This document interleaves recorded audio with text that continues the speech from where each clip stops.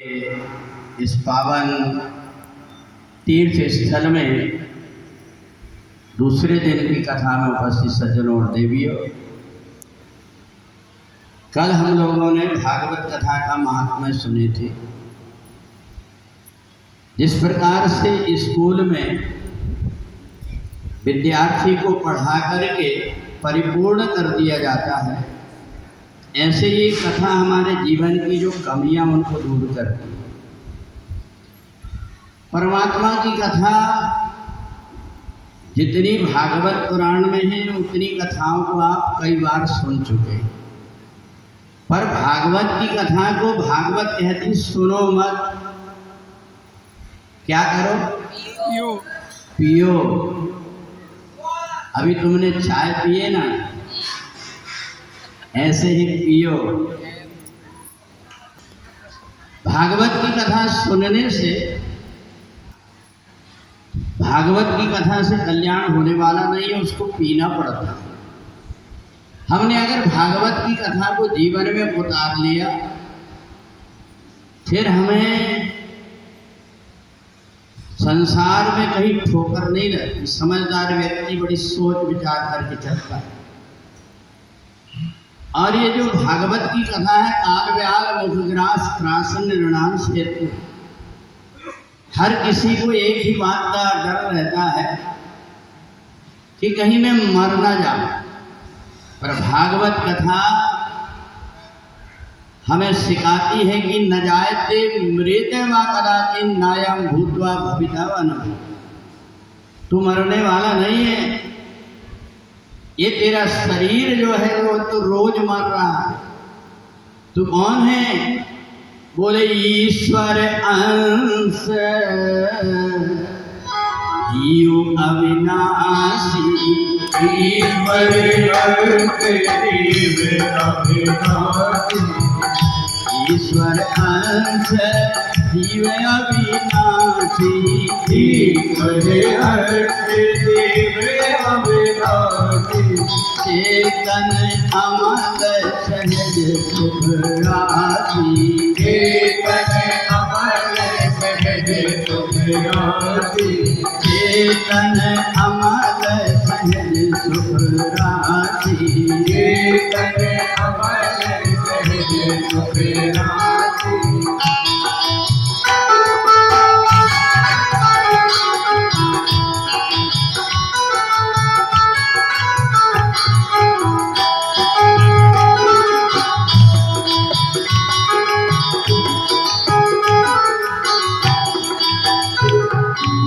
एक बार सौनक आदि ऋषियों ने सूत जी से कहा, गुरुदेव कथा तो सब कहते हैं, पर सूत सूत महाभाग बरदोकतांबर। हे गुरुदेव, हमको वो कथा सुनाइए जो यदा भगवान सुकहा, वो भागवत की कथा सुनाइए जो सुखदेव जी ने राजा परीक्षित को सुना। अब तो राजा परीक्षित की कथा की याद आते ही सूत जी का हृदय गदगद हो गया। महात्मा ने देखा कि गुरुदेव बड़े गंभीर हो गए। थोड़ी देर के बाद में सूत जी ने कहा कि हे ऋषियों, जीवन में एक बात करना, बड़े प्रेम से मिलना। इस दुनिया में इंसान रे, और ना जाने किस भेष में पकड़ आ जाए भगवान रे। बड़े प्रेम से मिलना दुनिया में इंसान रे, न जाने किस भेष में पगली आ जाए भगवान रे। ना जाने भेष में पगले आ जाए भगवान रे। ना जाने किस भेष में पगली आ जाए भगवान। सूत जी ने कहा, जीवन में धन संपत्ति का, रूप का और पद का कभी अभिमान नहीं करना चाहिए। एक बार राजा परीक्षित जंगल में शिकार खेलने के लिए गया। मदमस्त होकर के घोड़े पर सवार होकर के जा रहा था। एक नाग और नागिन का जोड़ा वहां पर था। राजा का रथ उसके ऊपर से रौंदते हुए चला। जैसे रौंदते हुए चला गया तो मालिक ने देखा कि देखो अपने पद का इतना अभिमान है राजा का, छोटे छोटे जीव जंतुओं के ऊपर इतना क्रूर व्यवहार। राजा परीक्षित की बुद्धि उसी समय से भ्रष्ट हो गई। बुरे काम करने वाले व्यक्ति की बुद्धि भ्रष्ट हो जाती है। अच्छा ये बताइए, आप लोग बैठे हैं और यहाँ बीच में कोई 2-4 कुर्सी लेकर के बैठ जाए तो पीछे वालों के क्या हाल होंगे, है कि नहीं? प्रत्येक चीज की एक व्यवस्था हो जाए। हमें कुछ चीज की परेशानी है वो बात अलग है, परंतु अगर हम ऐसा करें तो कैसा होगा? तो इसलिए राजा परीक्षित ने उन छोटे छोटे जीवों की अवज्ञा किया, और अवज्ञा किया तो उसका फल उसको भोगना पड़ा। सौनक आदि ऋषि सूत जी से पूछने लगे, गुरुदेव ये बताइए, राजा परीक्षित तो अच्छे संस्कारित परिवार के हैं। किसके परिवार के हैं? पांडवों के वंश। पर राजा परीक्षित से इतनी बड़ी गलती कैसे हो गई? बोले राजा परीक्षित को अपने पद का अभिमान था कि मैं राजा हूँ। एक बार नहीं कई बार गलती किया, और भगवान क्या करते, एक आध गलती को तो क्षमा कर देते, परंतु बार बार की गलती को भगवान क्षमा नहीं करते। अब तो सौनक आदि ऋषियों को जिज्ञासा उत्पन्न हो गई कि गुरुदेव ये बताइए कि राजा परीक्षित की बुद्धि भ्रष्ट हुई अच्छे परिवार में जन्म लेने के बाद में, तो ये बताइए कि अंत में राजा परीक्षित की दशा क्या हुई? सूत जी ने कहा कि हे ऋषियों, अब मैं तुम्हें सबसे पहले राजा परीक्षित के जन्म की कथा सुना। एक समय भगवान श्री कृष्ण ने मन में विचार किया कि कलयुग आ रहा है, और कलयुग में बहुत सारी चीज बिगड़ने वाली। भगवान ने मन में विचार किया कि कलयुग में भाई भाई का प्रेम भी समाप्त हो जाएगा। एक दूसरे के लिए थोड़ी थोड़ी जमीन के लिए व्यक्ति एक दूसरे का वध करने की सोचने लगेंगे। भगवान खुद मध्यस्थ बने और कौरव और पांडव दोनों को बिठा दिया। कहा तुम आपस में भाई भाई हो? बोले हाँ। भगवान ने कहा ये बताओ, ये जो तुम्हारा राज्य है, ये धन है, संपत्ति है, मरने के बाद में साथ में क्या लेकर के जाओगे? दोनों ने कहा कि साथ में तो कुछ नहीं ले जाएंगे। भगवान ने कहा एक काम करो, मैं तुम्हें एक रास्ता बताता हूँ, भाई भाई के बीच का भेद मिट जाए। दोनों ने कहा कि बताइए। पांडव ने कहा कन्हैया आप जो निर्णय कर देंगे मैं मानने को तैयार। भगवान ने कहा दुर्योधन एक काम कर। भगवान समझ गए अर्जुन को देख करके कि जिसके हृदय में मेरी भक्ति है वो जीवन में अपार धन अपने आप प्राप्त कर लेगा। क्यों? कि धर्मात्मा जो व्यक्ति होता है धन उसके पीछे भागता है। अगर कोई आदमी सूरज के तरफ मुँह करके चलने लगे तो परछाई उसके पीछे पीछे अपने आप आ जाती। भगवान ने कहा एक काम करो दुर्योधन, ये छोटा भाई है इसलिए मैं तुम्हें कहता हूँ कि तुम केवल 5 गांव दे दो और पूरा राज्य तुम ले लो। दुर्योधन ने खड़े होकर के कहा देखो कन्हैया, 5 गांव की बात कर रहे हो, मैं तुम्हें एक सुई की नोक के बराबर भी नहीं देगा। भगवान जोर से हंसने लगे। अरे कलयुग ये कैसी उल्टी गंगा बहा रहा है, कलयुग ये कैसी उल्टी गंगा बहा रहा है, कलयुग ये कैसी उल्टी गंगा बहा रहा है, कलयुग ये कैसी उल्टी गंगा बहा रहा है। भाई को भाई ऐसा कैसे सता रहा है, भाई को भाई के तो कैसे सता रहा, भाई को भाई देखो कैसा सता रहा है, भाई को भाई देखो कैसे सता रहा, कलयुग ये कैसी उल्टी गंगा बहा रहा है, कलयुग में उल्टी गंगा बहा रहा। पहले था एक रावण जिसने हरा था सीता, पहले था एक रावण जिसने हरा था सीता, हर घर में आज रावण सीता चुरा रहा है, घर घर में आज रावण सीता चुरा रहा, कलयुग ये कैसी उल्टी गंगा बहा रहा है, कलयुग में उल्टी गंगा बहा रहा। भगवान ने देखा अब ये दुर्योधन मानने वाला नहीं है, तो बताओ अधर्म की जय होती कि धर्म की जय होती? यतो धर्म ततो जया। भगवान समझ गए और इसी कारण से भगवान की बात नहीं मानने से भाई भाई के बीच में युद्ध हुआ। उसको अपन कौन सा युद्ध बोलते हैं? महाभारत का युद्ध। अपने देश को भारत कहते हैं और जहाँ भाई भाई का दुश्मन बन जाए उनके बीच में युद्ध हो वो होता है महाभारत। तो ये कलयुग भगवान समझ गए कि ये कलयुग का प्रभाव है। जब व्यक्ति मरने वाला होता है उसकी बुद्धि खराब हो जाती। अब इधर जब महाभारत का युद्ध प्रारंभ हुआ तो जो समझदार व्यक्ति रहता है अच्छे और बुरे दिन में परमात्मा को कभी भूलता नहीं। महाभारत के युद्ध में अर्जुन भगवान के पास में आज्ञा लेने के लिए गया।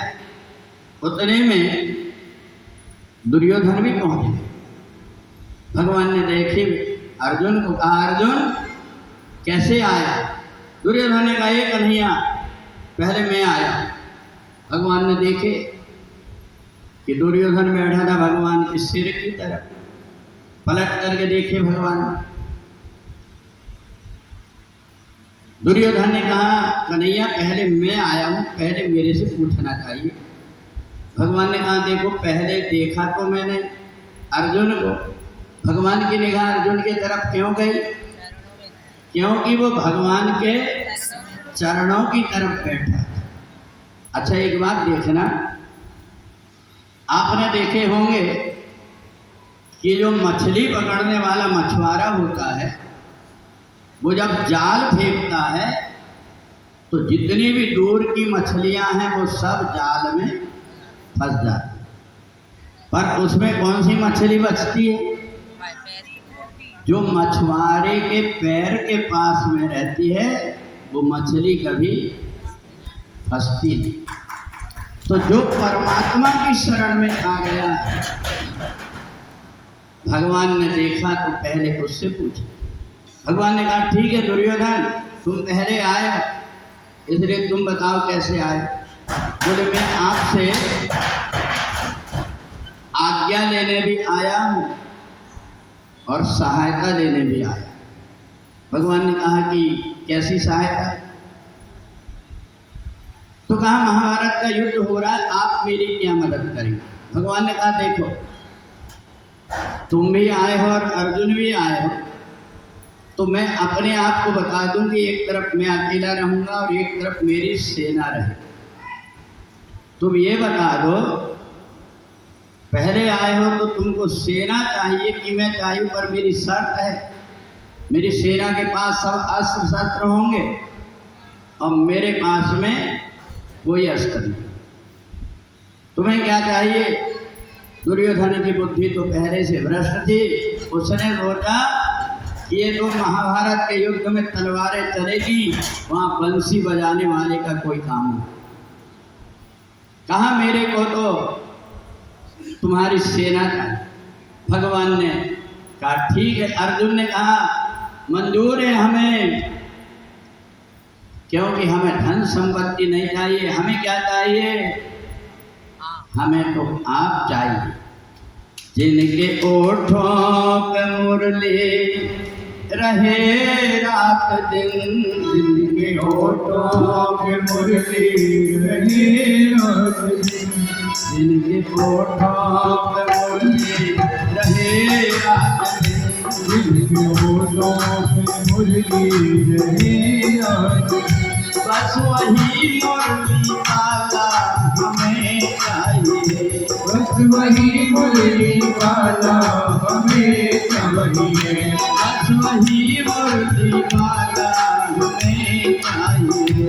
बस वही मुरली वाला हमें चाहिए।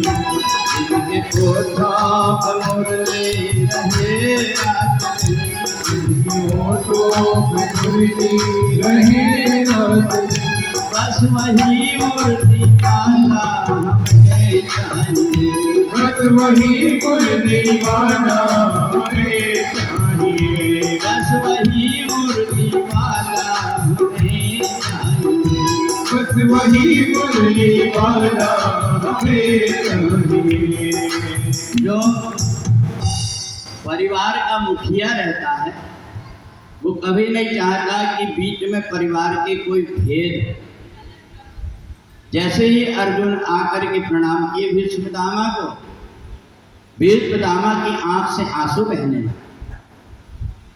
भीष्म पितामह ने कहा, बाहरे अर्जुन, मेरे इतने सब समझाने के बाद में भी भाई भाई के बीच में मतभेद हो रहा है। अब तो ऐसा लग रहा है कि मेरी छाती बीच में से फटने वाली। मेरे लिए दोनों मेरे बेटे हैं, मैंने बड़े प्रेम से उनको पाला। भीष्म पितामह बहुत रोए और भीष्म पितामह की श्राप लगी दुर्योधन को, तो रहा न कुल कोई रोवन हारा, राम विमुख असहाल तुम्हारा। परिवार का अगर कोई मुखिया व्यक्ति दुखी होता है अपने परिवार के व्यवहार से, तो उस परिवार के व्यक्ति का विनाश होता है। इसलिए महाभारत के युद्ध में भीष्म पितामह बहुत परेशान हुए जब देखा कि महाभारत के युद्ध में मेरे सामने कन्हैया खड़ा हुआ, अपने सिर को नीचे कर और प्रार्थना की कि कन्हैया, अब ऐसा लग रहा है कि मेरा अंतिम समय है, बस मेरी एक ही प्रार्थना कि मेरे जब प्राण निकले उस समय भी मैं यही स्वरूप को देख करके और शरीर को त्याग दूं। महाभारत का युद्ध प्रारंभ हुआ। अब इधर दुर्योधन ने देखा कि मेरी सेना के बहुत से लोग मारे जा रहे हैं, तो ने जाकर के अपमान कर दिया भीष्म पितामह का। भीष्म पितामह से कहा कि देखो, तुम मेरे को दोगले दिखाई दे रहे, इतने बलवान होते हुए भी मेरे सेना के इतने लोग मारे गए और पांडवों का एक भी व्यक्ति नहीं मरा। एक काम करो, तुम्हारे मन में पांडवों के प्रति प्रेम है तो तुम उधर चले जाओ। भीष्म पितामह ने तो प्रतिज्ञा कर लिया था कि मैं जब तक जीवित रहूंगा तो सिंहासन में जो बैठा रहेगा मैं उसका पक्ष करूं। नीचे सिर करके बहुत रोए और संकल्प कर लिया कि सूर्य अस्त के पहले कल एक न एक पांडवों को मारूंगा। कन्हैया घबरा, दौड़ रहे हैं, दौड़ते दौड़ते कहीं नीचे गिरे, कहीं भागते, कहीं अपनी पीताम्बर गिरी, कहीं अपने जूते गिरे। दौड़ते दौड़ते जाकर के पहुँचे जाकर के शिविर में कि मेरी द्रौपदी का क्या होगा, मेरे को तो वो राखी मान, उस द्रौपदी का क्या होगा। कन्हैया दौड़ करके जब पहुँचे तो देखे तो पांचों पांडव सो रहे। द्रौपदी सोने की तैयारी कर रही है, बिस्तर डाल करके लेटने वाली है और कन्हैया पहुँच गए। भैया आधी रात में तुम, कन्हैया की आंख से आंसू बह रहे। बहन तुम्हें पता नहीं है, भीष्म पितामह जो प्रतिज्ञा कर लेते हैं वो झूठी नहीं होती। अब तो तुम्हें कोई ना कोई उपाय करना पड़ेगा।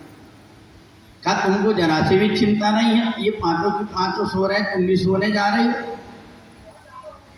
कहा भैया जिसकी चिंता करने वाले को रात में नींद नहीं आ रही है, वो सोएगा नहीं तो क्या करेगा। और भगवान का तो एक नियम, अपने भक्तों को क्या करते हैं, एक करो सदा तिनकी रखवारी, पति में बालक राखे मैं तारी।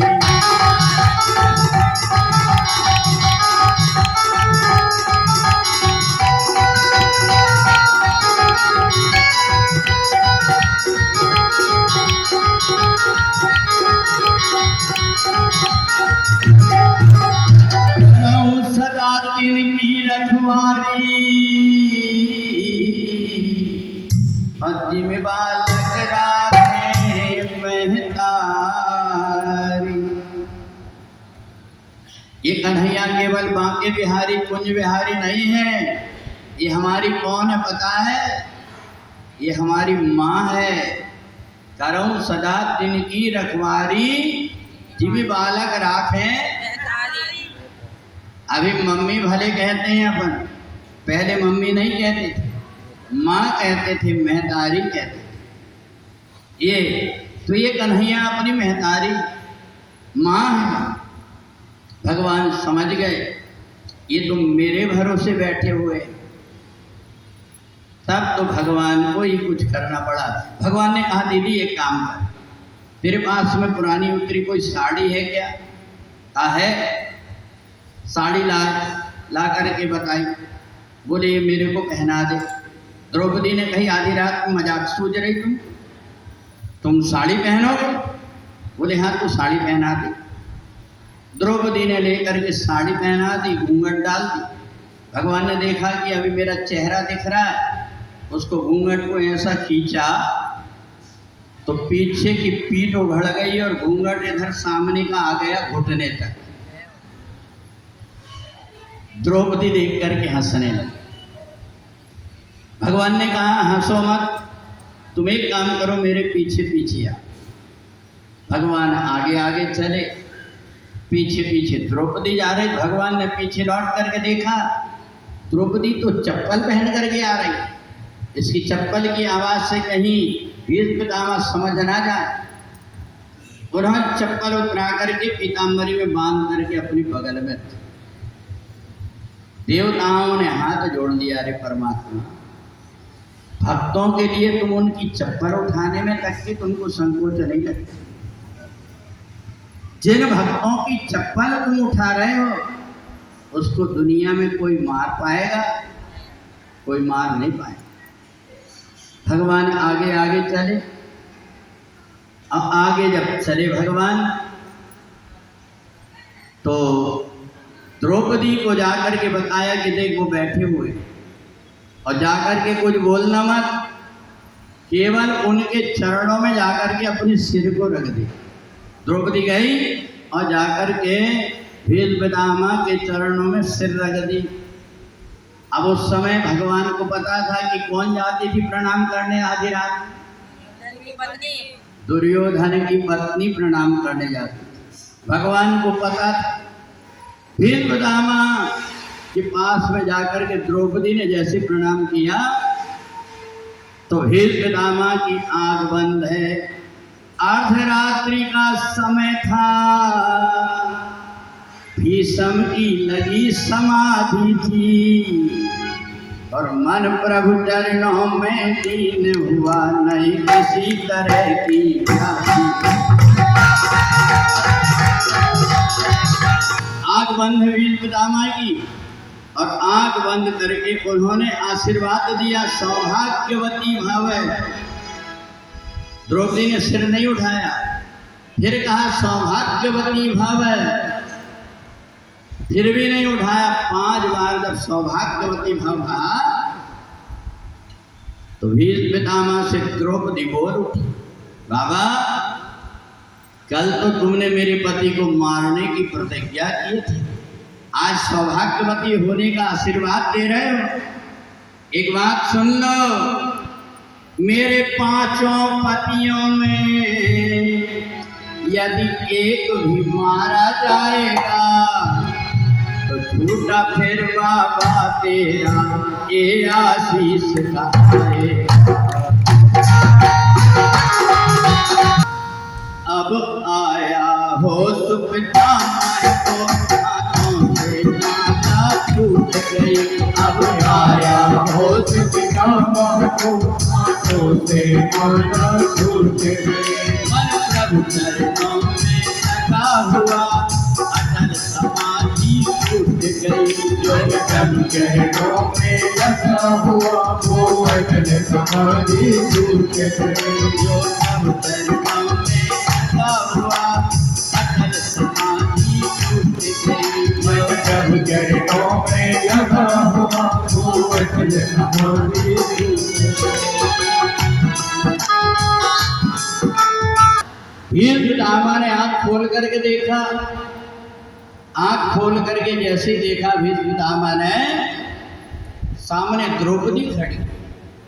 भील पितामह ने मुंह में हाथ रख दिया। आधी रात्रि के समय मेरे शिविर में द्रौपदी कभी नहीं आई, आज कैसे आ गई?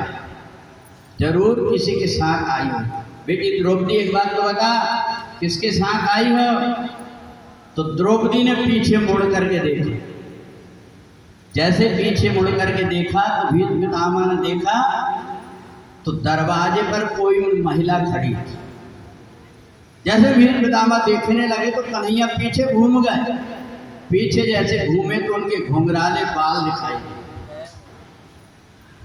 भील पितामह ने देखा, ये तो देख करके ऐसा लग रहा है ये कन्हैया खड़ा।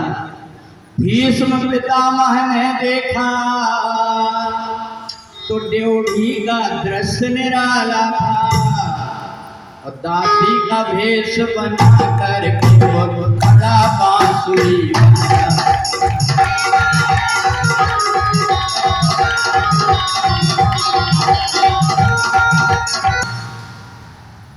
भीष्म पितामह ने कहा पता, इसको भी लगा नहीं आधी रात को ये दासी बन करके आ गए। चल करके पूछूं तो ये आया कैसे द्रौपदी को लेकर। जैसे चलने लगे तो कन्हैया भागने लगे। भगवान हाथ नहीं आए भील पितामह की कि अभी क्या जवाब दूंगा। भागने लगे तो उनकी साड़ी सब खुल गई। भगवान ने उठाया लपेट करके जल्दी से और दबाने लगे तो कांखड़ी ऊपर किए तो चप्पल गिर गए। फिर पितामह दौड़ करके गए, चप्पल उठा दी। कहा कि ये मानेगा नहीं कि मैं नहीं आया था करके कह देगा ये, तो बता दूंगा कि देख ये तेरा माला है या तो कोई सिर का जूड़ा है, क्या है। जो देखे भील पितामह ने तो वो जूड़ा भी नहीं, माला भी नहीं, वो तो लेडीज चप्पल। भगवान ने कहा कि ये कन्हैया लेडीज बना था तो लेडीज चप्पल पहन के भी आएगा।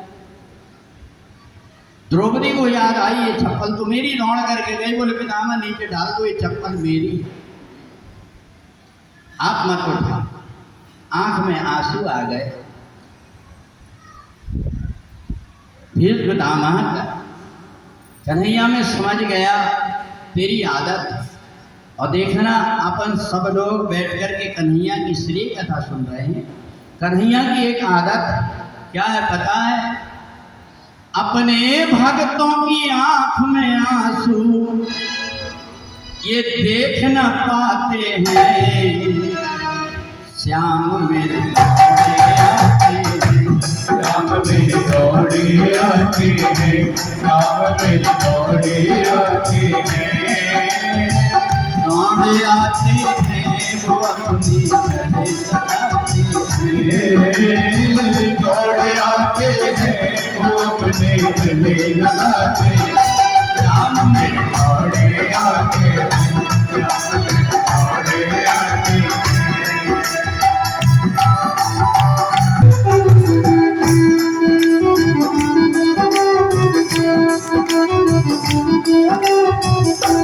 जहाँ मैं सो रहता कहीं कोई श्याम रहता।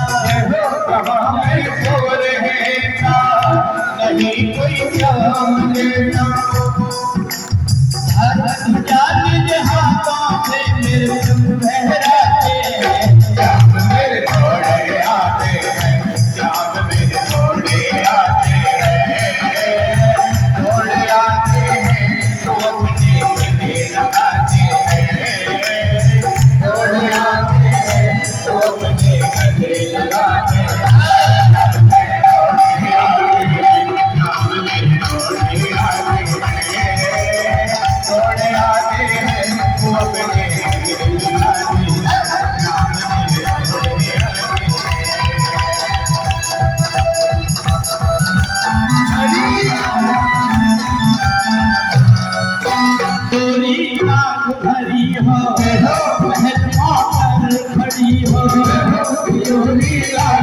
खड़ी हो, महल कोठल खड़ी हो। धन दौलत से मेरे प्रभु जी नहीं ललचाते हैं।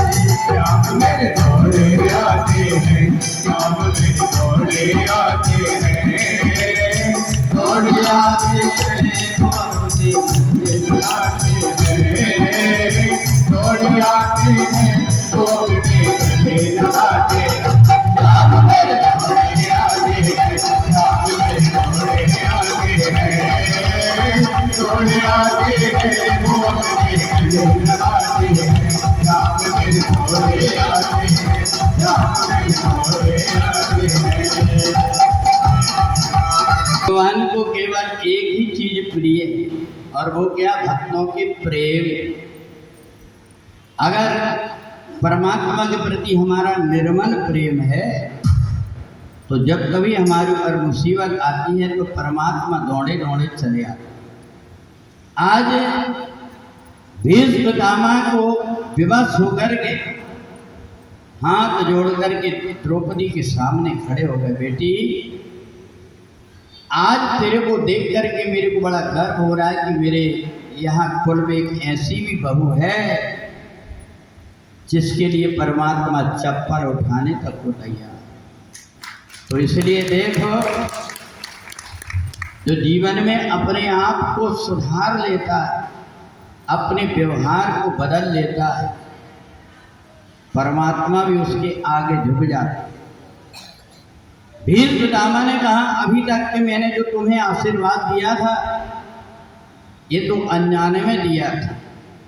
अब मेरा मन कर रहा है कि मैं जानबूझकर के तुम्हें आशीर्वाद दूं। अब भीष्म पितामह ने दोनों हाथ रख करके आशीर्वाद दिया, बेटी आशीर्वाद में बेटी देता हूँ कि जाओ अब विजय तुम्हारी है। पतियों का पालन भागा हो जब रक्षक कृष्ण। कहा तुम्हारे पतियों का पाल बांका नहीं हो सकता। क्यों नहीं हो सकता? क्योंकि जिनकी रक्षा करने के लिए परमात्मा ही आगे आ गया उसको कोई मार नहीं सकता। तो हमारे जीवन में कोई भी तरीके से परमात्मा का नाता जुड़ जाए।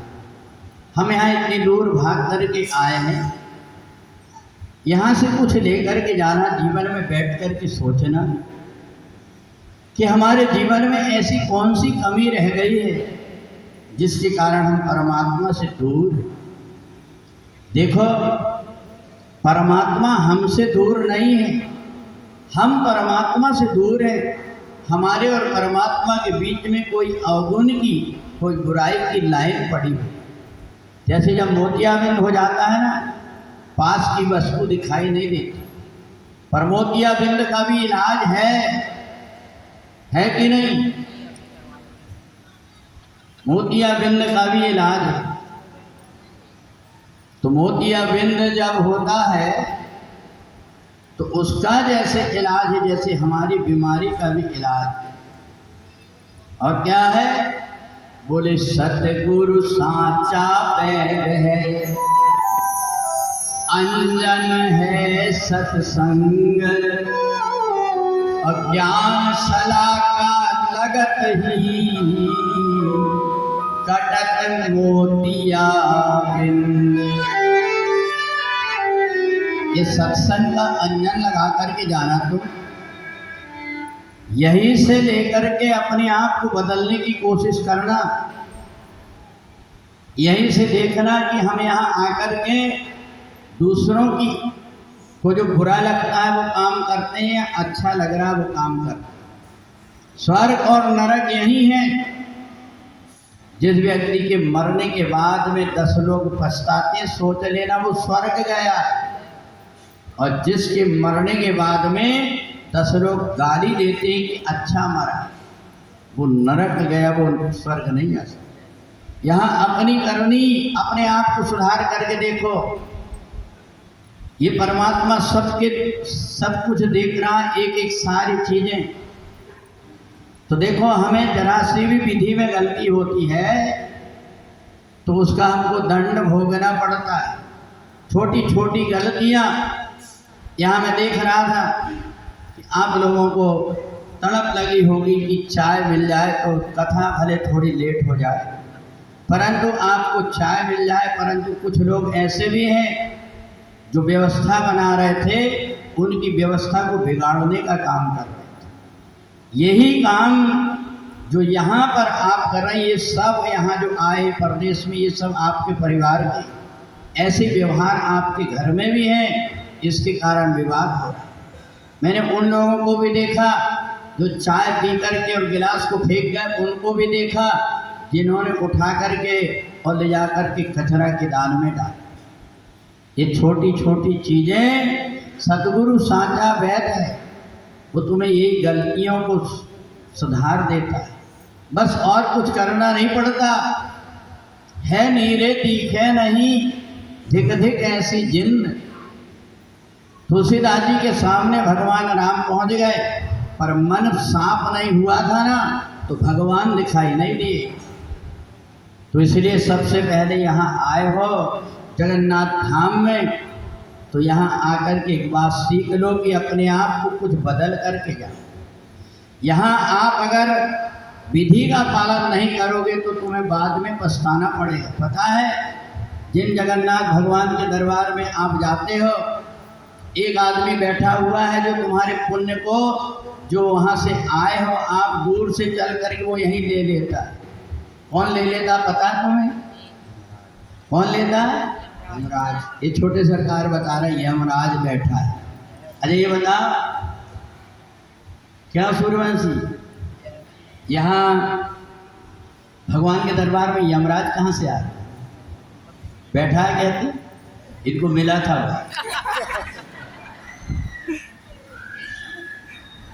तो देखो, ये जो जगन्नाथ भगवान के पास आप दर्शन करने जाते हैं, वहाँ एक काले रंग की सीढ़ी बनी हुई।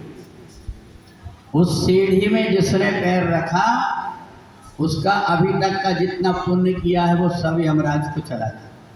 एक बार यमराज ने भगवान से कहा कि ये बताइए कि मैं आपकी व्यवस्था में सारे रात दिन लगा रहता हूँ, पर मेरे को पुण्य कैसे मिलेगा आपके पूजन का? कहा मेरे दरवाजे में जो तीसरी सीढ़ी है, उसमें तेरे जैसे रंग का एक पत्थर लगा होगा, जो भी उसमें पैर रखेगा उसका पुण्य सब तेरे को। तो इसलिए देखो, यहाँ ये छोटी छोटी गलती हमारी सारी, अच्छे काम करते हैं परंतु अपने को समझ में नहीं आता कि हमसे गलती क्या हो।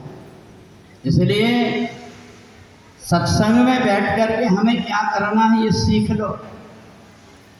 बस गलती अपने से इतनी हो जाती है, और इसलिए मेरी आदत नहीं है कि मैं कथा से बाहर जा कर के घर गृहस्थी की बात करूं। मैं ज़्यादा नहीं करता, मैं तो आपको कथा का अमृत सीधा सीधा सुनाता हूँ, ताकि अंदर का जो मैल है वो कथा के माध्यम से छूट जाए। क्या तूने आंगन नहीं बुहारा, तेरा गंदा पड़ा दुआरा, कैसे आएंगे भगवान, कैसे आएंगे भगवान। नहीं बुहारा, तेरा गंदा पड़ा दुआरा, कैसे आएंगे भगवान, कैसे आएंगे भगवान, कैसे आएंगे भगवान, कैसे आएंगे भगवान, कैसे आएंगे भगवान, कैसे आएंगे भगवान।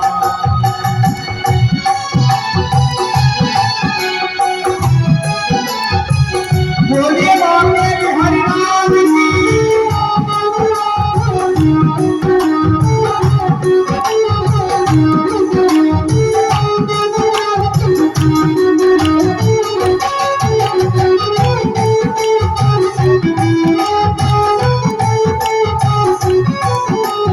निर्मल मन जन को मोहि पावा, निर्मल मन जन को मोहि पावा, मोहि कपट छिद्र न भावा, मोहि कपट छिद्र न भावा।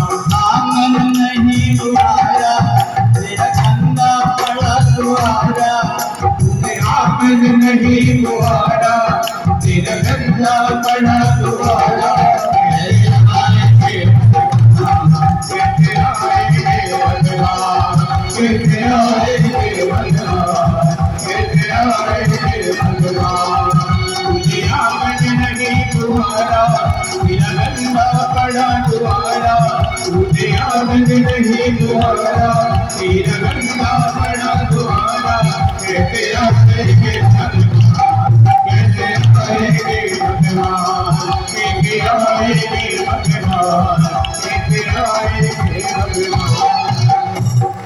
अरे ये बताओ किसको किसको पता है वो सीढ़ी की है? पता है कुछ लोगों को, बहुत कम लोगों को पता है। अरे देखो, एक तो अपने बीच में एक बहन जी ऐसी थी, उनने सीढ़ी में पैर रख दी, दूसरी ने कही अब तूने ये क्या करी? उन्हें फिर से कही कि यमराज पूरा पुण्य ले लेना, पर मैं जब आऊँगी तो मारना मत। तो देखना, अगर फिर से एक बार गलती हो गई तो दोबारा जाओगे जब, ध्यान रखना कि वहाँ जा कर के और बड़े संभल करके चलना कि वो सीढ़ी को पार करना, उसमें बैठने पर के नमस्कार करके आना। इधर महाभारत के युद्ध में एक एक करके सारे जब कौरव मारे जाने लगे, दुर्योधन की जांग टूट गई। अश्वत्थामा ने आकर के कहा, दुर्योधन अगर मैं सेनापति बनता तो 2 दिन में 5 पांडवों को मार डालता। अभी मेरी इच्छा बाकी है, इसलिए तेरे मरने के पहले 5 पांडवों को मैं मार करके आता। और उन्हें एक तलवार लेकर के गया और जैसे ही पांडवों के शिविर में चला तो भगवान श्री कृष्ण ने तुरंत जाकर के 5 पांडवों को भगवान शंकर के मंदिर में ले गए। और भगवान शंकर के मंदिर में बैठाल करके कहा, अर्जुन तुम्हें पता है ये भोले बाबा कौन है? बोले कौन है? बोले भाभी मेट सके त्रिपुरारी, भाभी मेट सके त्रिपुरारी, भाभी मेट सके त्रिपुरारी, भाभी मेट सके त्रिपुरारी, जो तप कराई तुम्हारी तुम्हारी, जो तप करनी तुम्हारी तुम्हारी, जो तप कराई तुम्हारी तुम्हारी, जो तप करनी तुम्हारी तुम्हारी। हमारे भाग्य की जो बुरी रेखा है उनको मिटाने का काम भगवान भोलेनाथ ही कर सकते। तो चलो तुम चल करके शिव जी का पूजन करना। और जैसे ही शिव जी की पूजन करने लगे, हाथ से लोटा द्रौपदी के नीचे गिर गया, पिंडी के ऊपर। घबराने लगे। भगवान ने देखा कि अनर्थ हो गया, मैं यहाँ पांडवों को लेकर के आ गया, पर अश्वत्थामा ने 5 द्रौपदी के बेटों के सिर काट दिए और काट करके पांडव समझ करके ले जा करके पटक दिया दुर्योधन को। दुर्योधन ने देखा कि 5 पांडवों के सिर काट के लिए आए, बोले इतनी आसानी से? जैसे खोल करके देखे तो द्रौपदी के 5 बेटा। दुर्योधन ने तुरंत हाय राम ये क्या हुआ और प्राण त्यागा। इधर जब लौट करके अर्जुन आया तो पता लगा कि अश्वत्थामा की ये करनी है, पकड़ करके और ले करके आए भगवान के पास में। द्रौपदी के सामने जाकर के मैं भी इसका सिर काटूंगा। द्रौपदी ने कहा कि सुनो, इसको मारने से मेरे बेटे जीवित नहीं होंगे, इसलिए एक काम करो, इसको इसके हाल में छोड़ दो, इसकी करनी का फल इसको मिलेगा। अर्जुन ने तुरंत लेकर के मणि निकाल लिया और जैसे छोड़ा तो वो अश्वत्थामा ने बदला लेने के लिए ब्रह्मास्त्र चला दिया। और ब्रह्मास्त्र किसको लगा? किसके लगा? उत्तरा के घर में। और उत्तरा कौन है? ये अभिमन्यु, जिसके को मार डाले थे, उसकी पत्नी थी, गर्भवती थी। अभिमन्यु की पत्नी उत्तरा को जैसे भागी कन्हैया के पास, कन्हैया मेरी रक्षा करो, मेरे पेट में ऐसा लग रहा है कि आग जल रही। भगवान समझ गए देखो कहते हैं भगवान कभी गर्भ में नहीं आते, पर भक्तों के कारण भगवान आज छोटा सा रूप बना करके और गर्भ के अंदर जा कर के और उस बालक के आसपास से जा कर के और ब्रह्मास्त्र के प्रभाव को समाप्त कर दिए। जब वो बालक का जन्म हुआ तो सब लोगों ने उनका नाम रख लिया क्या? विष्णुराज। तो जब विष्णुराज रखे तो ज्योतिषी इधर जैसे बालक ने सुना तो इधर उधर देखने लगा कि सब दिखाई दे रहे हैं परंतु वो नहीं। तो पूछा कि किसको देख रहा है बालक? का जिसने इनको बचाया। किसने बचाया? बोले वो बाद में पता लगेगा, ये सब तरफ उनको ढूंढ रहा है कि वो कहाँ है, इसलिए इनका नाम परीक्षित रखा। अब इधर परीक्षित जी का मैंने जन्म की कथा सुना दिया। अब हम चलते हैं सुखदेव जी के जन्म की तरफ। एक दिन भगवान शंकर पार्वती दोनों कैलाश पर्वत पर बैठे हैं। बड़ के नीचे लगा के आसन बैठे हैं कैलाशपति। रामचंद्र की अमर कथा को सुन रही माता पार्वती। बड़ के नीचे लगा के आसन बैठे हैं कैलाशपति। रामचंद्र की अमर कथा सुन रही माता पार्वती। रामचंद्र अमर कथा को सुन रही माता पार्वती। रामचंद्र की अमर कथा को सुन रही माता पार्वती। अमर कथा जैसी अमर कथा हो जय अमर कथा जैसी अमर कथा। इसे श्रवण कर मिट जाती है, इसे श्रवण कर मिट जाती है। जन्म मरण की कथा है जैसी अमर कथा हो जय अमर कथा जैसी अमर कथा। कथा समझ में तब आती है जबकि कथा सुनने की हमारी जिज्ञासा हो या हमारे मन के अंदर इस बात का दुख हो कि हमारा इतना जीवन गया, हमें अभी तक के भगवान के दर्शन नहीं। तब जाकर के कथा सुनने में मन लगता है। इधर पार्वती जी ने भगवान शंकर से कथा क्यों सुनी पता? एक बार नारद जी ने भड़का करके चले गए पार्वती जी। कहा कि एक बात बताओ, तुम अकेले बैठी हो, तुम्हारे पति कहाँ? कहा उनकी आदत वो तो अकेले में रहते हैं। तो नारद जी ने कहा अकेले में वो क्या करते हैं तुम्हें पता? बोले क्या करते हैं? पत्नी को इतना भर बता दो कि जरा आदमी पर निगाह रखना कि अकेले में वो करता क्या। पार्वती जी अब हर बार देखने लगी शंकर जी को। एक दिन देखी पार्वती जी ने कि गले में जो माला है शंकर जी उनको चुम्बन ले रहे। पार्वती ने नारद जी से पूछा अकेले में वो एक काम करते हैं, तो राम नाम जाप करते हैं या वो माला जो है उसको चुम्बन करते हैं?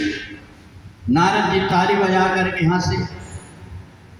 बोले मैं तो सोच रहा था मृत्यु लोक में ही व्यक्ति जो है तो अपने प्रेमी को इतना प्रेम करता है, परंतु देवता में देवादिदेव महादेव भी अभी भूले नहीं है पहले अपनी पत्नी को। वाह!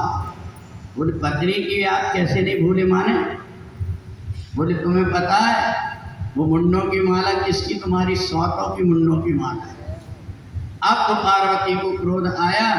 पार्वती जी ने मन में विचार किया कि अब भोलेनाथ से तब बात करूंगी जब माला को तोड़ दूं। जैसे पहुंची पार्वती जी तो भगवान शंकर के गले की माला खींचने। भगवान शंकर ने कहा देवी इन माला को खींचो मत में उतार करके दिए दे। पार्वती जी ने जैसे हाथ में ली, बोले अब देख रहे हैं कि मैं क्या करती हूँ। शंकर जी ने कहा क्या बात है? बोले ये मेरी सौतों की मुंडों की माला। भगवान शंकर ने कहा कि तुम समझ नहीं पाए, ये तुम्हारी सौतों की मुंडों की माला नहीं है, ये तुम्हारी ही मुंडों की माला है। पार्वती ने कही बकवास मत करो, मैं अभी जिंदा हूं, मेरी खोपड़ी लगी। बोले नहीं, ये जितनी खोपड़ियां हैं उतनी बार तुम अभी मरी हो और जन्म ली। अभी पिछले जन्म की बताएं? बोले बताओ। बोले प्रथम दक्ष ग्रह तब अवतारा और सती नाम तब रहा तुम्हारा। सखी नाम तब रहा तुम्हारा। प्रथम दक्ष ग्रह तब अवतारा तब देखे गए तब अवतारा। सती नाम तब रहा तुम्हारा। सखी नाम तब रहा तुम्हारा। सती नाम तब रहा तुम्हारा। सखी नाम तब रहा तुम्हारा। देखो देवी, ये तुम्हारे हाथ में जो मुंडों की माला है, पहले जन्म में तुम सती थी। मैं नहीं, यही बोल करके बताएंगे। तुरंत वो माला बोलने लगी कि देवी पहले जन्म में तुम सती थी, दक्ष की बेटी। एक बार राम जी को देखकर परीक्षा लेने के लिए गई, सीता जी का भेष धारण कर लिया। भगवान भोलेनाथ ने तुम्हें त्याग दिया। तुमने उस समय पर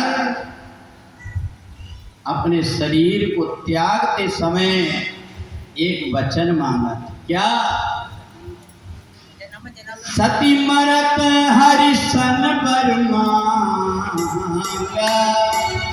जन्म जन्म शिव पद अनुरागा। तेहि कारण हिमगिरि ग्रह जाई, अब जन्मी पार्वती तन पाई।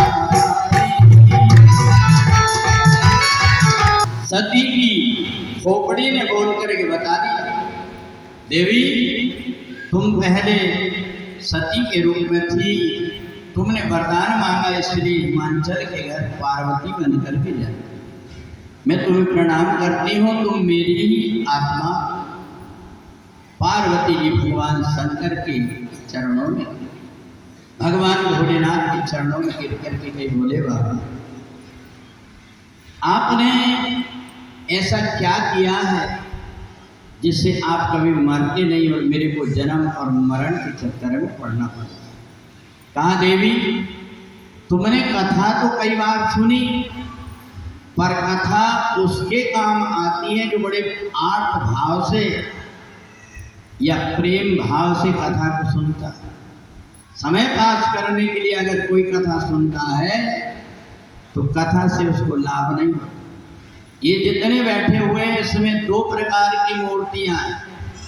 एक मूर्ति वो है जिनके एक कान में धागा डालो तो दूसरे कान से निकल जाता है, और एक मूर्ति वो बैठी है जिनके एक कान से धागा डालो तो वो हृदय में चला जाता है। तो जिसने इधर से सुना इधर से निकाला वो हल्की मूर्ति, और जिसने इधर से सुन करके हृदय में उतार लिया वो समझ लो भगवान की भक्ति में। तो इसलिए भगवान की कथा सुनने का एक नियम। पार्वती जी को भगवान शंकर ने बहुत घुमाए फिराए कि तुमको कथा तुम्हारे भाग्य में नहीं है। बोले नहीं मैं सुनूंगी। भगवान शंकर ने कहा कथा यहाँ सुनाई कि नहीं जाती, कहाँ सुनाओगे? बोले वो पहाड़ के ऊपर। भगवान शंकर के साथ पार्वती ने कही आप चाहे कुछ भी हो जाए पहाड़ पर चलते चलते थक गए। शंकर जी ने कहा हमने कहे थे कि कथा आप नहीं सुनते। बोले आप कोई उपाय करो, मैं तो थक गए। भगवान भोलेनाथ ने कहा चलो तुम कबूतर और कबूतरी बन जाते हैं अपन, और दोनों कबूतर और कबूतरी बन करके उड़ करके पहुंच गए अमरनाथ पर्वत। वहां पड़ के नीचे भगवान शंकर ने खड़े होकर के अपना डमरू बजाया, और जैसे डमरू बजाया जितने भी प्रकार के जीव जंतु थे सब, शंकर जी ने मन में विचार किया ये कलयुग में कथा के माध्यम से व्यक्ति अगर पैसे इकट्ठा करने लगेगा तो कथा का सार समाप्त हो जाएगा। इसलिए ऐसा कोई महात्मा मेरे को पृथ्वी में दे देना चाहिए जो बिना लोभ के और कथा सबको सुनाए। फिर याद आया किसको भेजे, तो भगवान शंकर ने ही स्वयं अपना रूप बदल करके, और एक तोती ने अभी अभी अंडा दी थी उसमें जाकर के प्रवेश कर। जैसे प्रवेश किए तो सारे तोता तोती चिड़िया चिरंगी सब उड़ गए। भगवान भोलेनाथ ने कहा देवी देखो मैं आंख बंद करके कथा कहूँगा, तुम ओम ओम बोलते जाना। परंतु भगवान ने पहले ही कह दिया था कि तुम्हारे भाग्य में कथा नहीं। पार्वती जैसी कथा सुनने लगी वैसी उनको आ गई नींद, और कथा किसने सुन लिया, सुखदेव जी। सुखदेव जी ने जैसे अंडे में कथा सुना, भगवान शंकर ने कहा बोलिए सच्चिदानंद भगवान की। आँख खोल करके देखा तो पार्वती घुर्राटा आँख लेकर के सो रही। शंकर जी को क्रोध आया, जोर से उन्होंने त्रिशूल उठा करके दहाड़ा, पार्वती जी उड़ गई।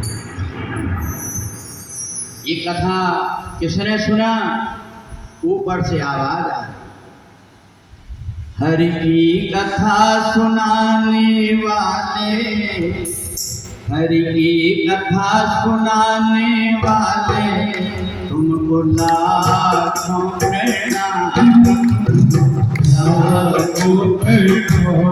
हरि की कथा सुनाने वाले, प्रभु की कथा सुनाने वाले तुमको लाखों प्रणाम, तुमको लाखों प्रणाम। हरि की कथा सुनाने वाले, हरि की कथा सुनाने वाले तुमको लाखों प्रणाम, तुमको लाखों प्रणाम, तुमको लाखों प्रणाम, तुमको लाखों प्रणाम। काला जा रहे पियम का काला, मुट्ठी पर बिज का प्याला, जा रहे पियम का काला।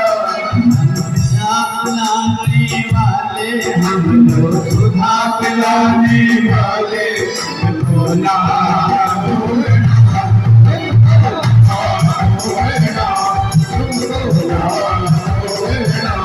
हरि की कथा सुनाने वाले, प्रभु की कथा सुनाने वाले भोला भगवान भोलेनाथ ने देखा उसी समय पर छोटा सा तोता, उसे कहा कि तुम पक्षी बन करके मनुष्यों को कथा कहाँ तक सुनाओगे, इसलिए तुम एक काम करो, शाम आश्रम है पास में ही, वहाँ वेद व्यास जी की पत्नी तपस्या में बैठी है, तुम उनके पेट से जन्म लेकर के और भगवान की कथा सुनाना। आशीर्वाद दिया, वो जाकर के बिटका देवी के गर्भ में पहुँच गए, पर जन्म लेना भूल गए। 12 वर्ष का बालक हो गया पेट में, पर वो बाहर नहीं आया। वेद व्यास जी और बिटका देवी ने देखा, भगवान कन्हैया से प्रार्थना की कि आप कोई ऐसी कृपा करिए कि बालक बाहर आ जाए। बालक ने जिद पकड़ा कि मैं बाहर तब आऊँगा जबकि मैं जैसे ही बाहर आऊँगा तो कन्हैया के दर्शन मेरे को। तो बालक की जिद देख करके भगवान को प्रकट होना पड़ा और उसी समय 12 साल का बालक आया और आकर के कृष्ण कन्हैया के चरणों में गिर करके और फिर वो गाने लगा, श्री कृष्ण गोविंद हरे मुरारी, हे नाथ नारायण वासुदेवा, श्री कृष्ण गोविंद हरे मुरारी, हे नाथ नारायण वासुदेवा, हे नाथ नारायण वासुदेवा, हे नाथ नारायण वासुदेवा,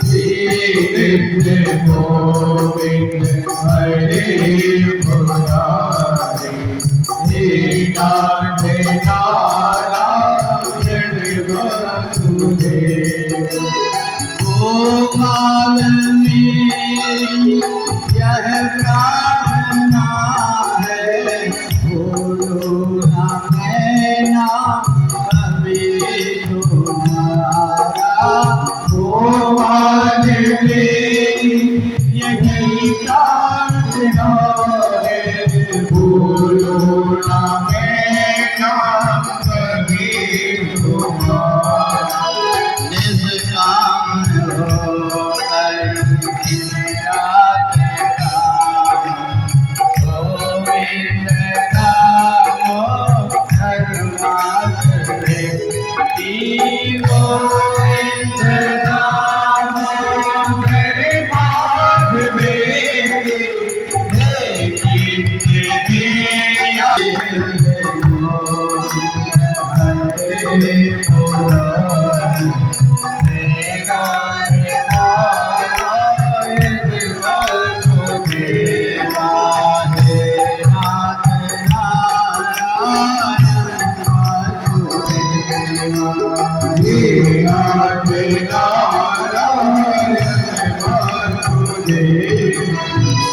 बोलिए कृष्ण कन्हैया लाल की। वो बालक भगवान के चरणों में जैसे गिरा और आंख बंद कर लिया, ना तो अपनी माँ की तरफ देखा और ना पिता की तरफ। अब तो केवल भगवान श्री कृष्ण का स्वरूप हृदय में धारण करके हाथ ऊपर करके और जंगल की तरफ चले। पिता भी पीछे पीछे और माँ भी पीछे पीछे।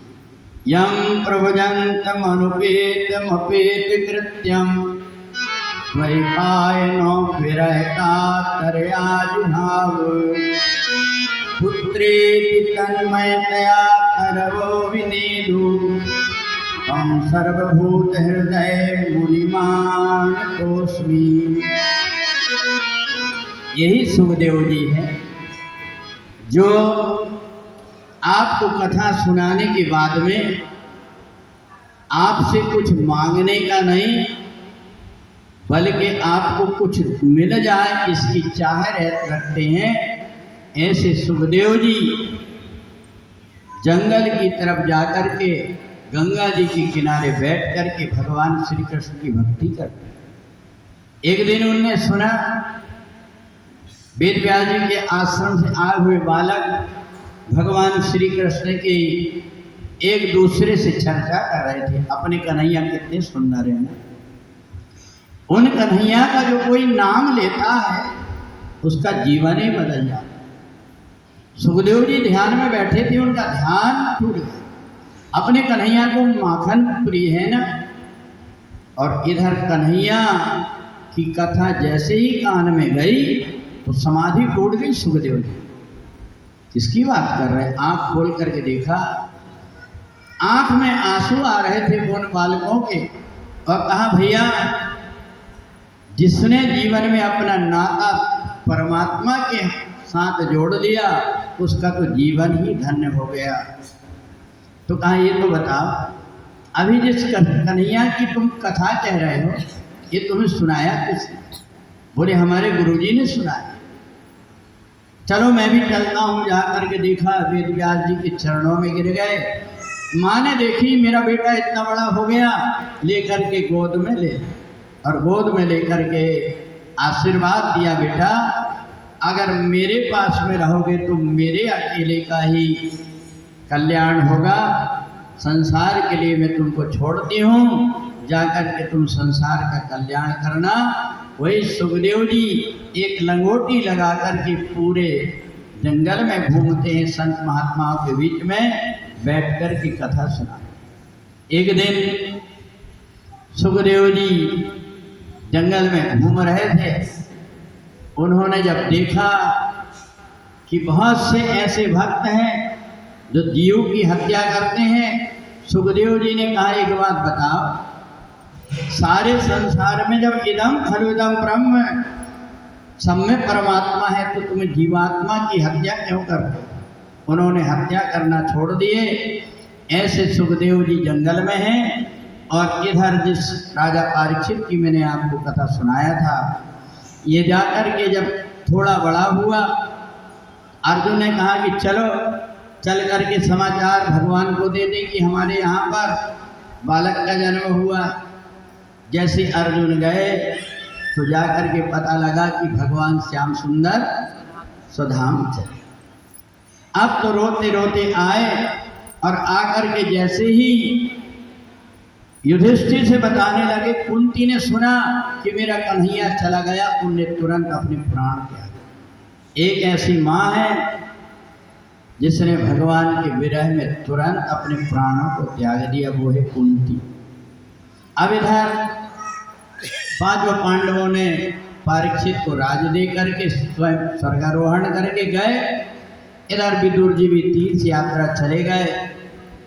यहाँ परीक्षित राजा बने, और यही परीक्षित एक दिन जब शिकार खेलने गए तो जो मरा सांप था, बदला लेने के लिए इच्छाधारी था, रूप धारण करके मरा हुआ सांप बन गया। और यही राजा परीक्षित ने ले जा करके समीक ऋषि के गले में डाल दिया। समीक ऋषि के शिष्य श्रृंगी ने कहा, इति लंघित मर्यादाम तक्षके सप्तमे हटे, जिसने हमारे गुरुजी के गले में मरा सांप डाला है, 7वें दिन तक्षक सर्प के काटने से उसकी मौत हो जाए। देखो, जिंदगी में एक चीज है जो व्यक्ति को हिला देती, वो है मौत। पर एक दिन मौत तो आएगी कि नहीं आएगी। जिंदगी में हजारों का ये मेरा जुड़ा, हंस जब भी उड़ा तो अकेला उड़ा। जिंदगी में हजारों का ये मेरा जुड़ा, हंस जब भी उड़ा तो अकेला उड़ा। जिंदगी में हजारों का मेरा जुड़ा, हंस जब भी उड़ा तो अकेला उड़ा। जिंदगी में हजारों का मेरा जुड़ा, हंस जब भी उड़ा तो अकेला उड़ा।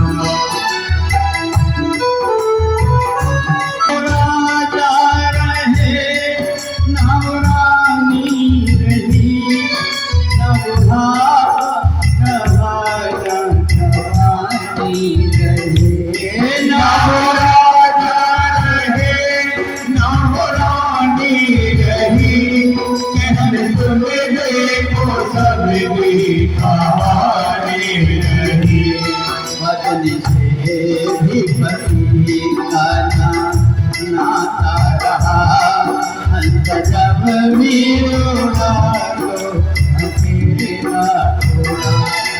जिंदगी में हजारों का मेरा जुड़ा, हंस जब भी उड़ा तो अकेला उड़ा। नारी यही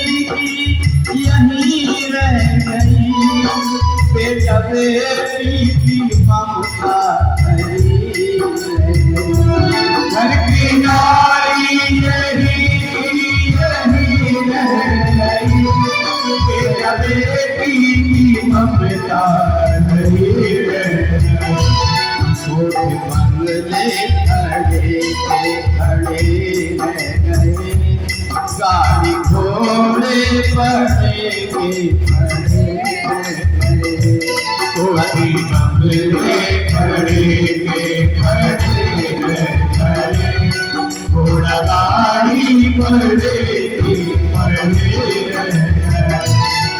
बताना कि हंसाए कब उड़ चला, हंस जब भी उड़ा तो अकेला हुआ।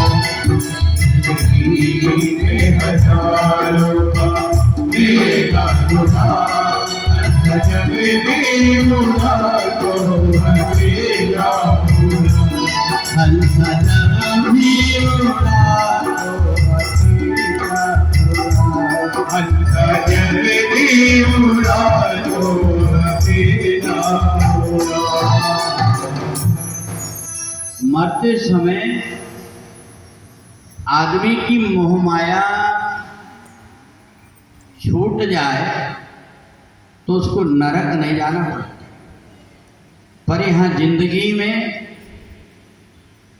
अपने से ये मोहमाया छूटती नहीं।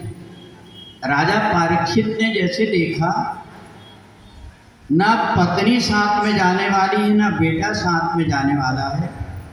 बेटे ने कहा पिताजी तक्षक की बात कर रहे हैं, हम एक परिंदा पर नहीं मार पाएगा, हम इतना बढ़िया बंगला बनाते।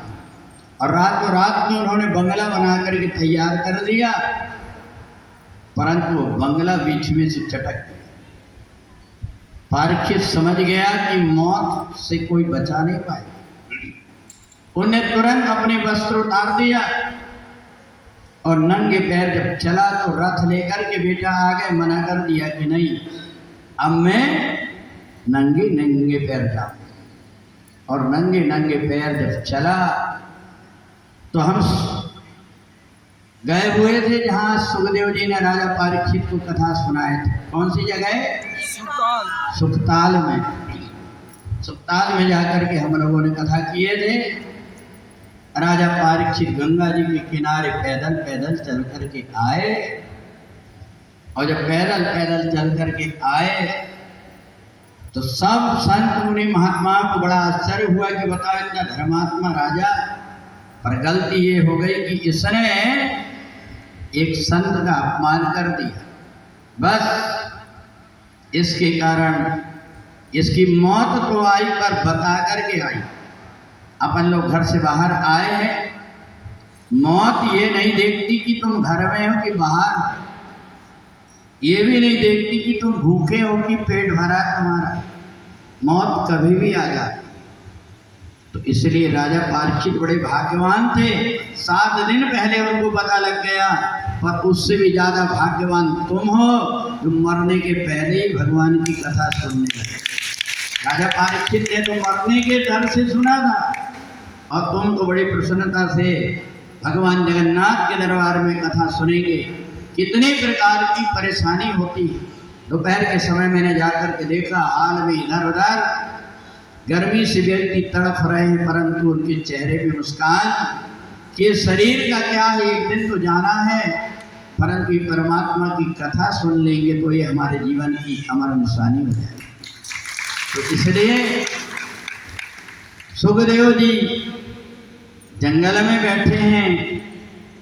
आज उनको लग रहा है कि मेरा शिष्य आने वाला है, और इधर राजा परीक्षित इधर उधर संत मुनि महात्माओं से पूछते पूछते और जैसे आगे चले तो उनने देखा कि उधर से एक महात्मा चले आ रहे हैं, बड़ी बड़ी जटाएं हैं, एक लंगोटी पहने हुए हैं, आसपास कुछ महिलाएं हैं। ये बालक भूखा होगा, कोई मुख में कुछ खिला रहे हैं, बालक कुछ दे रहे हैं। परंतु सुखदेव जी की आंख अपने भक्त को खोज रही थी। इतने में सारे महात्मा उठ करके खड़े हो गए, हाथ जोड़ करके, और उसी समय पर राजा परीक्षित आए। उन्हें पूछा ये कौन? सुखदेव जी ने देखा कि ये मेरे को पूछ रहा है, जाकर के गले लगा लिए। एक महात्मा ने तुम्हें ब्रह्मास्त्र से बचाया, अब मैं वाणी के अस्त्र से बचाने के लिए आया हूँ और मेरा नाम सुखदेव। राजा परीक्षित चरणों में और चरणों में गिर करके बहुत पछताए। आज जीवन में पछतावा तब होता है जब अपनी गलती का अनुभव हो जाए। अब तो चरणों को पकड़ लिए, मेरे जीवन का तो ही आधार है, तेरी महिमा अपरंपार है। मेरे मन मंदिर के देवता प्रभु सच्चा तेरा दरबार है। मेरे जीवन का तो ही आधार है, प्रभु सच्चा तेरा दरबार है। मेरे मन मंदिर के देवता प्रभु सच्चा तेरा दरबार है। तुम नहीं मिलते तो यह जीवन भाव में ही को देखा था। तुम्हें नहीं मिलते तो यह जीवन भाव में ही को देखा था। कभी पशु बन कभी पक्षी बनकर आते और जाते रहना, तेरा मुझ पर बड़ा उपकार है। तेरी महिमा अपरंपार है। मेरे मन के देवता प्रभु सच्चा तेरा दरबार है। मेरे जीवन का तो ही आधार है, तेरी महिमा अपरंपार है। ओ मेरे मन मंदिर के देवता प्रभु सच्चा तेरा दरबार है। एक शिष्य अपने गुरु के चरणों को पकड़ करके लिपट करके और उनसे याचना कर रहा है। गुरुदेव जय जय सतगुरु जय जय। गुरुदेव जय जय सतगुरु जय। गुरुदेव जय जय सतगुरु जय जय।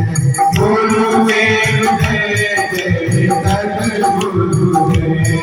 मेरे जीवन का तो ही आधार है, तेरी महिमा अपरंपार है। मेरे मन मंदिर के देवता प्रभु सच्चा तेरा दरबार है। मेरे जीवन का तो ही आधार है, तेरी महिमा अपरंपार है। मेरे मन मंदिर के देवता प्रभु सच्चा तेरा दरबार है। इस मन में तो लगे हुए हैं 84 के 100 तारे। इस मन में तो लगे हुए हैं 84 के 100 तारे। कैसे भूलते जो नहीं मिलते मेरे सतगुरु रखवाले। कैसे भूलते जो नहीं मिलते मेरे सतगुरु रखवाले। तेरी महिमा बड़ी अपरंपार है, तुझको मेरे घर अपनार है।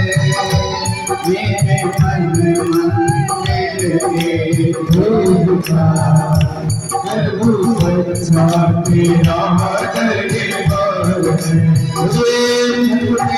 भगवान की जय। आज सुखदेव जी ने उठाकर के गले से लगा लिया राजा परीक्षित को, बेटा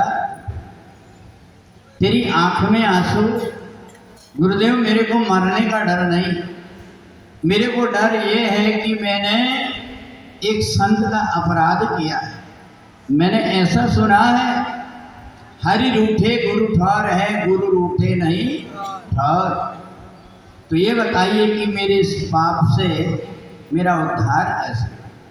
और एक बात और, जो व्यक्ति एक्सीडेंट में मरता है, पानी में डूब करके मरता है, अग्नि में जलता है, सांप के कांटे से मरता है, उसकी अकाल मौत होती है, उसको नरक जाना पड़ता है, तो मेरा जीवन कैसे सुधरेगा, ऐसा कोई उपाय बताइए।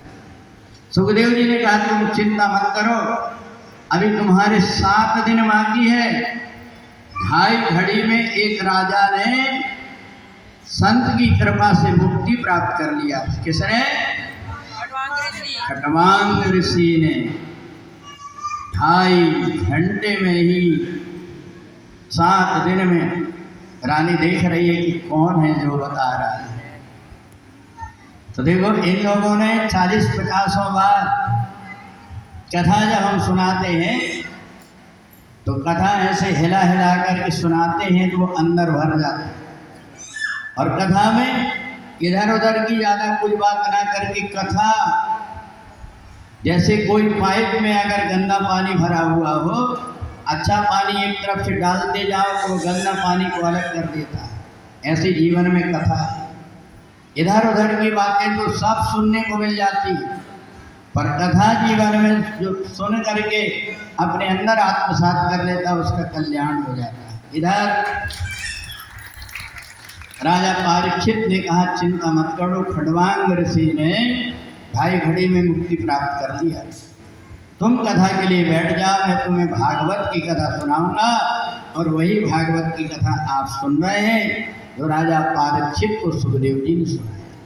अब इधर राजा परीक्षित ने कहा गुरुदेव एक बात बताइए, जिसकी मृत्यु का समय नजदीक आ गया हो उसको क्या करना चाहिए?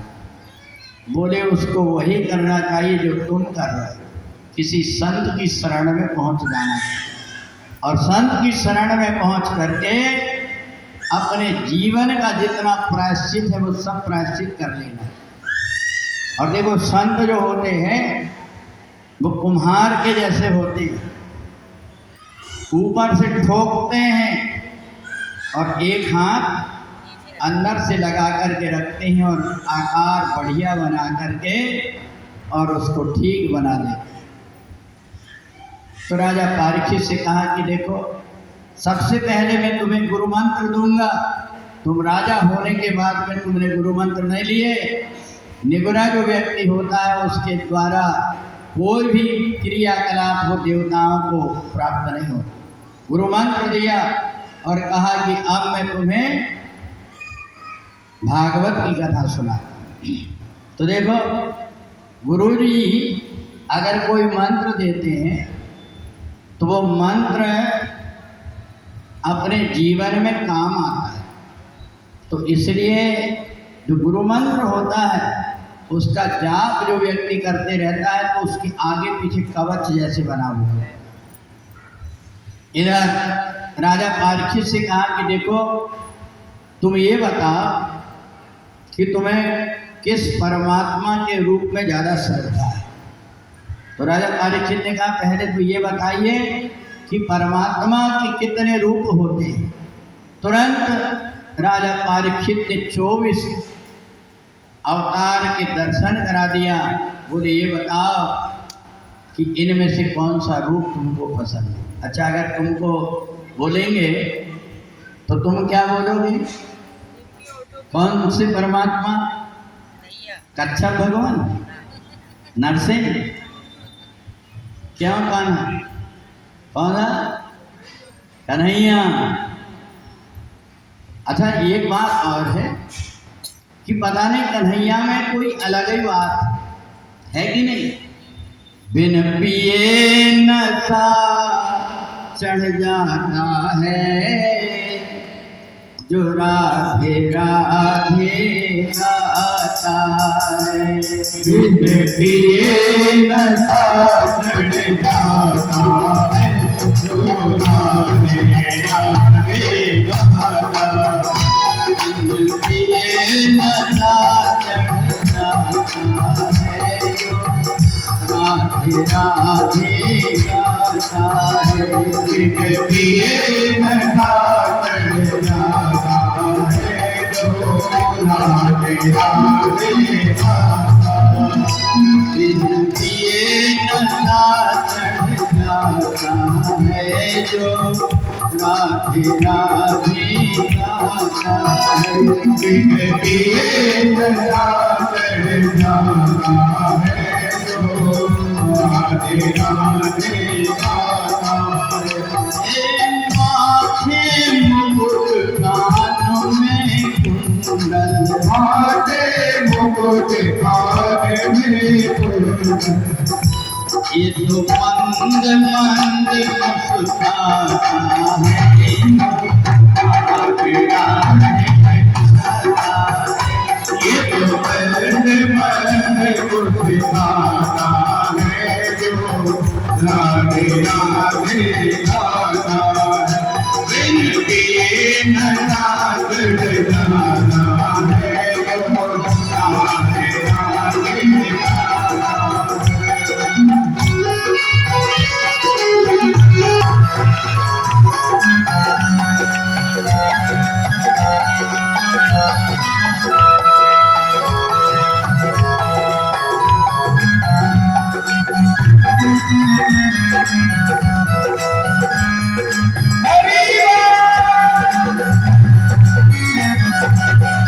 राधे गोविंद गोविंद राधे, राधे राधे गोविंद गोविंद राधे, राधे राधे गोविंद गोविंद राधे।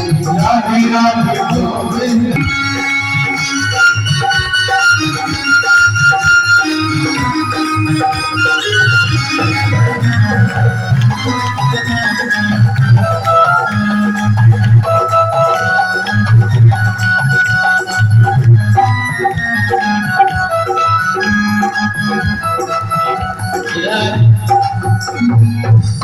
चौबीस अवतारों में 24 अवतारों के दर्शन करके और सुखदेव जी ने राजा परीक्षित को भगवान श्री कृष्ण से जोड़ करके उनकी कथा को सुनाया। सबसे पहले सृष्टि कैसे उत्पन्न हुई इस कथा को सुनाया।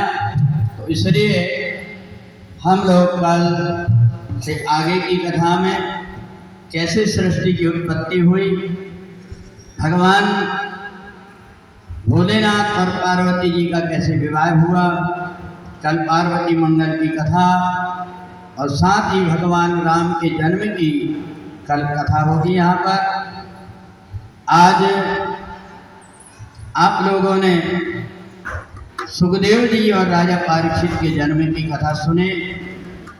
तो अभी आप लोगों ने जो कथा सुनी इसमें ये बताइए कि राजा परीक्षित का जन्म का नाम कौन सा है। जिनको पता है वो नहीं बताना, दूसरे लोग।